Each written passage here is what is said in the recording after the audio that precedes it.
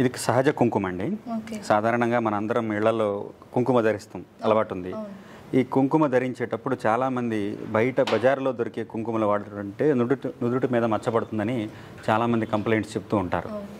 దీనికి కారణం వాటిల్లో వాడిన పదార్థాలు, కల్తీ రంగులు ఇలాంటివన్నీ ఉండటం వల్ల జరుగుతూ ఉంటుంది.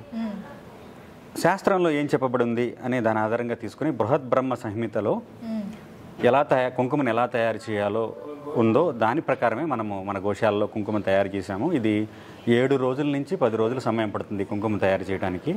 ఈ కుంకుమని పసుపు కొమ్ములని నిమ్మరసంలో ఊరించి 2-3 రకాల ఔషధాలని అందులో కలిపి తయారు చేస్తాము. ఈ ఔషధాలు ఏమవుతాయి అంటే చర్మం మీద మచ్చ పడనివ్వకుండా కాపాడతాయి అన్నమాట.